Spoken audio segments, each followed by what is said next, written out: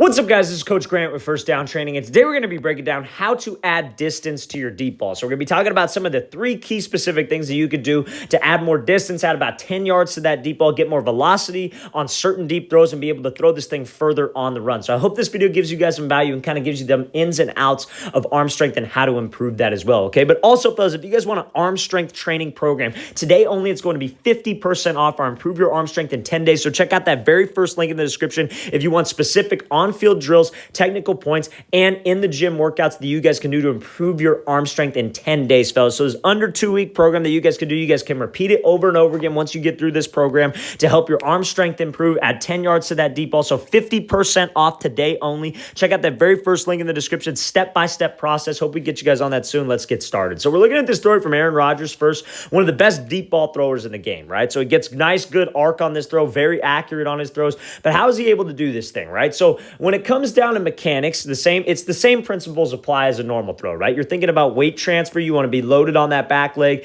transferring weight to that front leg. Your hips are making this throw, but we're going to focus on that upper half because what a lot of guys will screw up on is they'll have the lower half down, right? So Rodgers is taking this like his famous like pop step. That's what they like to call this. All that really is just from weight transfer. So this would be the same mechanics as if he was grounded or not. This is something that you do when you're off platform. A lot of people don't necessarily know what that's for. A lot of people think that that's bad and it's just something that Aaron Rodgers does. But watch a lot of quarterbacks when they throw off platform and they move out of the pocket. Josh Allen, Patrick Mahomes, Aaron Rodgers, really everybody, because of how much weight transfer is going on from that back leg to the front leg and how much their front hip is being able to open up. That's what helps your hips rotate through on certain throws. So now what affects guys like distance on deep throws is that this front side will be very inconsistent. So they'll be rotating through with their hips, but they'll either get stuck in the grass with their front foot or get too much weight on their front foot. And so what they'll do is they'll take that front elbow and they'll swing it down. They'll swing that elbow down like almost towards their hip. And so what happens is that their front side disconnects from their frame, because you want to think of it like it's a very linear thing playing the quarterback position. Like you want to have external rotation from your hips.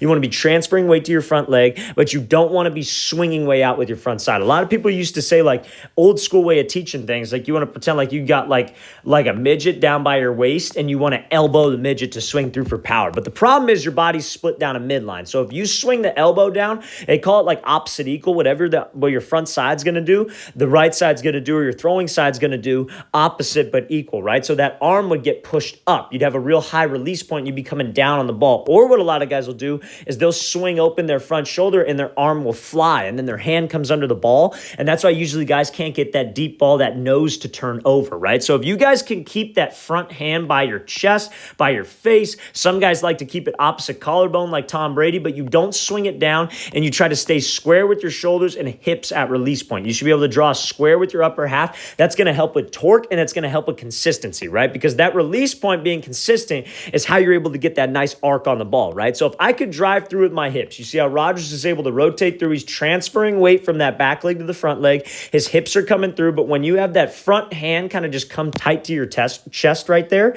that gives you that snap of the motion. That's like that coil of the motion. It's almost like hitting a baseball, right? You don't hit a baseball and you don't open up the same time your hips open up. You squish that back bug, you have your hips rotate through, and then the bat trails behind. That's kind of how you want to think of it. Your hips are rotating through, you're driving, you're transferring weight. You don't have to just completely pivot like in baseball, but those hips got to be able to rotate through and you got to transfer weight. Those shoulders delay a second so that ball trails the hip, but that front hand pulls back to that chest so you could have that nice arc at the top. You could flick your wrist at the top of the throw like you're shooting a free throw, grabbing something off the top shelf, however you want to think of it, to get that arc, and that hand pulling back to your chest gives that snap. It gives that whip to the motion. That's how you get that thing to turn over. Guys who don't have that nose turn over, usually it's because of this front side. They'll swing the elbow down, they'll lean the shoulder out, their hips aren't what's rotating through, so their wrist comes underneath the ball, and that's why the nose never comes down. But you see how when Rodgers, he snaps down at the top of this thing. He snaps his wrist, but a lot of guys snap their wrist. It's just they're not disciplined right here, and that nose won't turn over, and they won't have that consistent ball,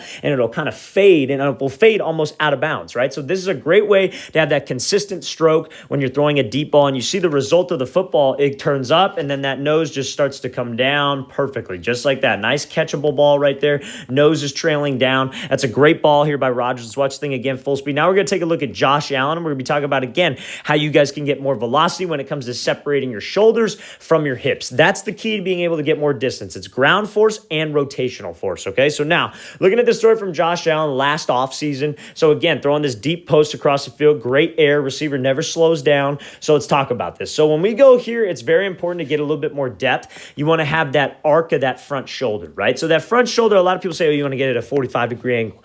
Pretty close to impossible to get it an exact 45 every single time you throw the ball. So it's really important that you guys just have some kind of an arc with that shoulder, but your lower half remains the same. That's what a lot of people don't understand. They think that they could throw a deep ball and their shoulders can stay like level. Let's say Josh Allen had that shoulder tipped down a little bit. He wasn't loaded back right here. You want to be loaded back. You want to keep your weight almost shifted back when you're throwing this deep ball and arc that front shoulder. So when you go to drive and transfer weight from your lower half, when your hips rotate through, they're rotating up and over. They're not just rotating around and you're not pushing the ball up. It's not like a shot put where you just push this thing straight up in the air. You have that arc of your shoulders. You tilt that shoulder so that weight transfer and that hip drive could take you up on that 45 quote unquote degree angle, right? So that's what we want to make sure that we're able to do. Arc that front shoulder so that hip drive and that weight transfer can bring you through. And again, you see how his hips coming through, front hips starting to open up. The ball is trailing his hips. And look where that front hand goes. That front hand just stays nice and tight to his frame to give him that snap, to give him that torque,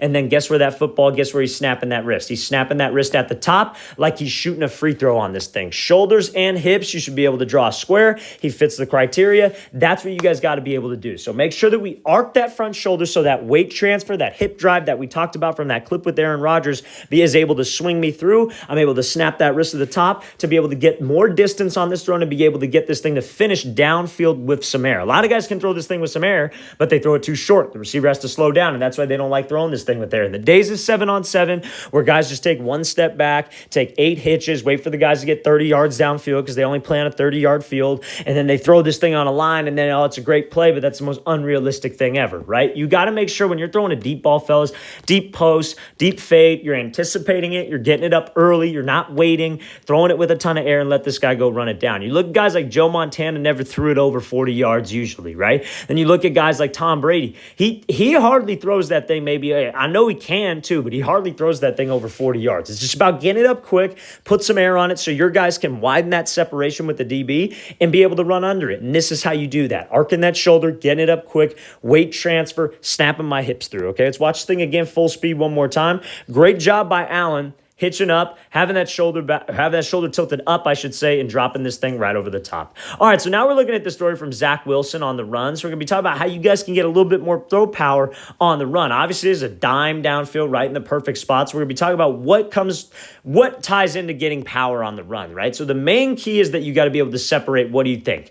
Hips and shoulders, right? So when you go to step on the run, you got to step with your throwing side foot. So it's kind of flipped, right? So on the run, what you use, or throwing from the pocket, what you usually step with, the foot, is the left one. You have that weight transfer, it gets your front foot down. Or if you're a righty, I should say, if you're a left-hander, everything's flipped, obviously, but the same principles apply. A lot of people ask me that, like, hey, what about left-handed quarterbacks? What should I do if I'm a lefty? It's the same thing, just flipped. And nothing changes mechanically, right? It's not a totally different thing. It's just it's the same things we're talking about. It's just a little bit flipped. But if you're a right-hander, you want to step with your throwing side foot. If you're a left-hander, you want to step with your throwing side foot. But a right-hander, you're stepping with your right foot, okay? So when you step with your right foot, what that does is that loads your hips. That gets your hips going towards the target. And when I can get my hips going towards the target and then I rotate my shoulders as I step, I have that coil, right? I have that, like, it's loaded there, right? It's like a bow and arrow. It's like the bow is the hips and the arrow is like you rotating your shoulders, and then that slingshot shoots through, right? Because you have that separation. You got momentum going towards the target